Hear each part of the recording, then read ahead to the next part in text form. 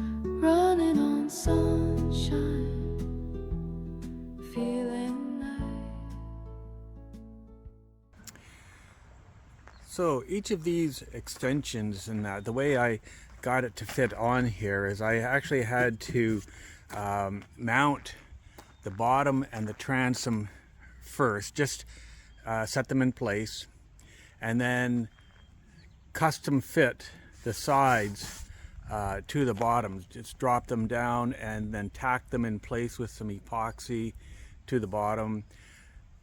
Then drop the entire unit off, took it into the garage, trimmed the bottom back to the edge, and then glassed it, and brought it back out, and then popped it back on, and it fits just like a glove, because it was just it was custom fit.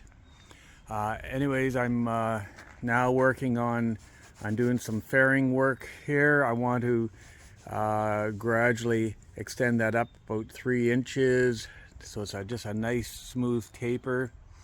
The entire length is 6.5 feet that I've added on there, and the reason for that is because the bottom of the hull has a taper that would go up to the original bottom, would be right about there.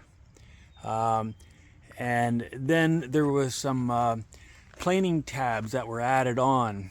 They were 10 inches long.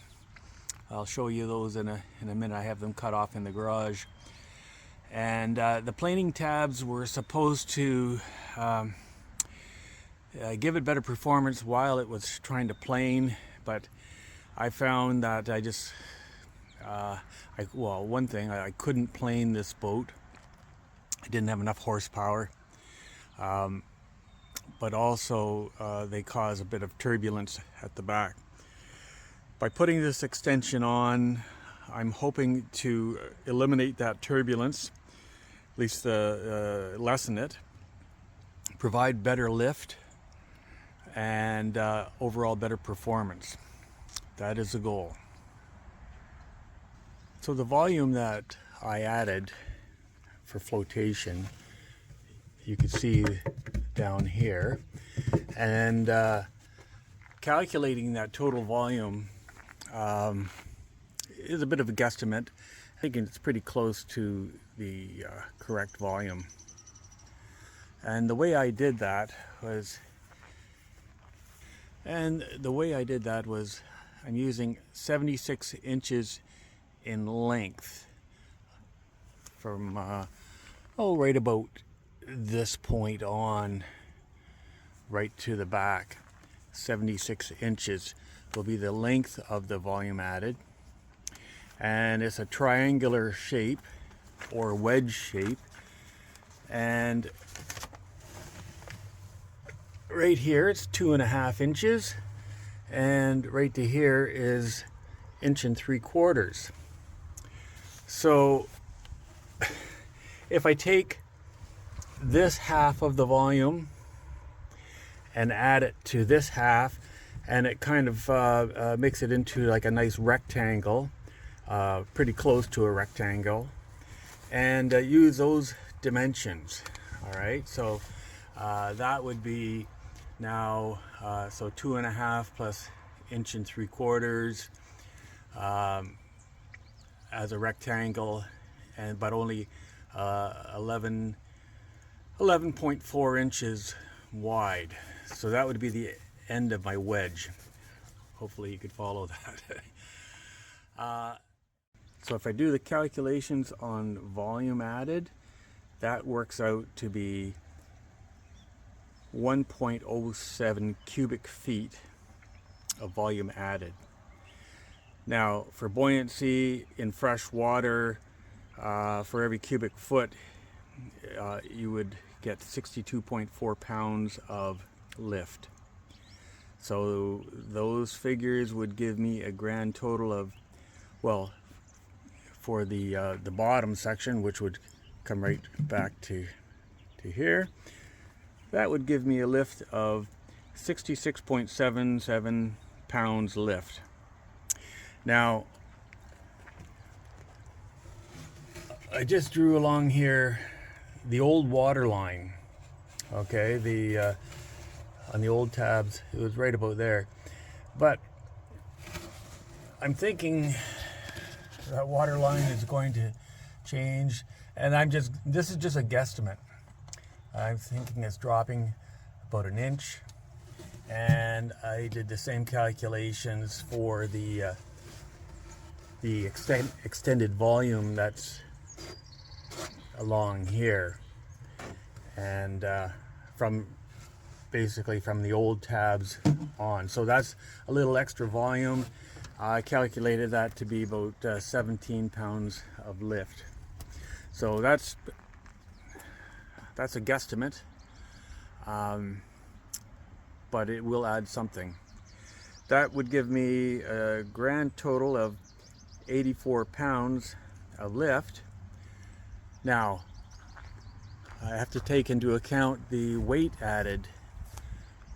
So this whole section here, plus the top, plus the deck that I'm adding on, will be 35 pounds added. And the old tabs that I cut off were 5 pounds each. So let's say 30 pounds added to the boat at the back for each pontoon.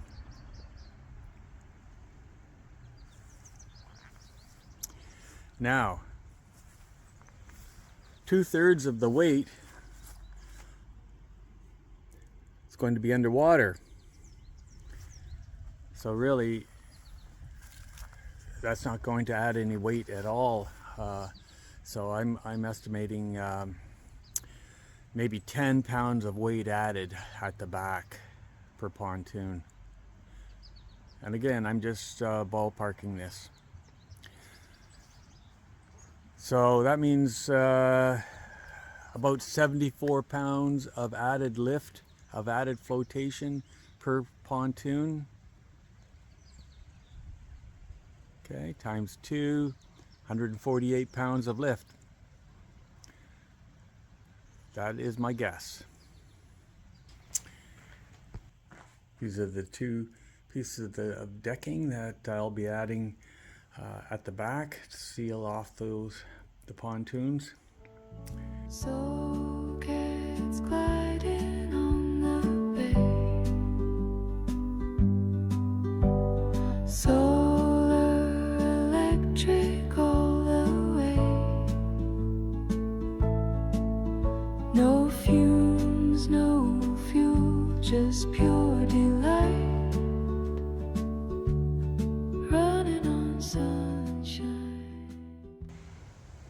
So the boat has been repainted, both top paint and bottom paint, and new racing stripes on. The old ones were painted on, and these ones are vinyl decals that I had made locally.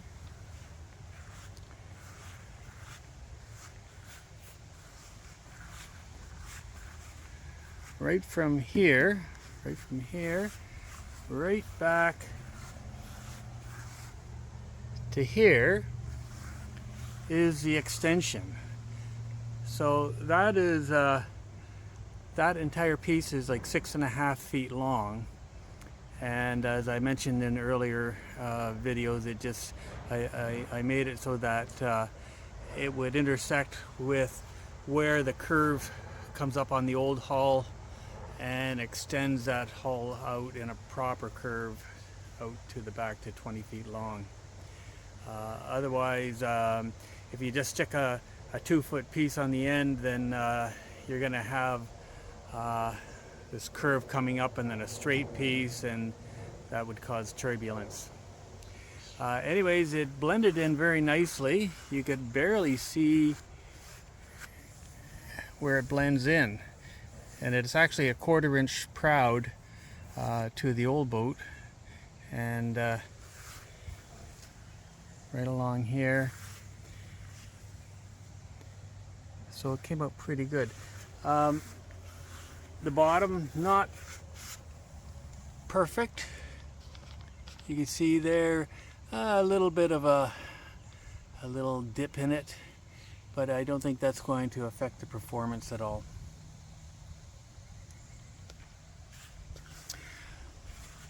So I've calculated that new lift that I would have is about 140, I think 148 pounds lift. However, I'm adding a second set of batteries to this, so I will have 25 kilowatts of power total. It used to be 10 kilowatts that I was operating on, and with 25 kilowatts I should get rid of my with 25 kilowatts, that should get rid of my range anxiety. However, it's 200 pounds extra, and how that'll affect the performance, I don't know. It might null out any performance that I've added by adding the hull extension. I will find out probably in a day or two. Well, I have my boat in the water. In fact, I've had it in the water for the last 2 weeks, testing it with the extension on it, and haven't been overly happy with it, with the performance. It hasn't gone as I thought it would, and I don't know why. And just do a walk around. So it's balanced quite well, and the front bow section that I modified works a lot better than before. It still will accumulate some weeds and that, so hopefully that should improve. The water line, I should have brought the paint up another inch and that, but the water line it's pretty much level. Let's just walk to the back.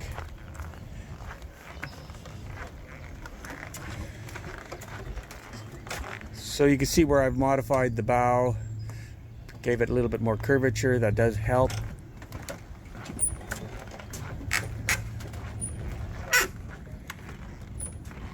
You can see the extensions on the back, and that does give it good lift on the back. The motor, though, when I have it in place, and it could be an issue with the tilt. I was trying to play with the tilt, but that's something I'm going to have to do up in the driveway, bring the boat out of the water. Anyways, what happens is, for regular cruising speed, which is like, I don't know, 8.2 kilometers an hour, it used to take about 900 watts on average, depending on whether you're going into the wind or not. But say no wind, it'd be like 900 watts. Now it's taking about 1200 watts. So okay, I've added another battery bank. That has added 200 pounds, but I don't think that is the issue.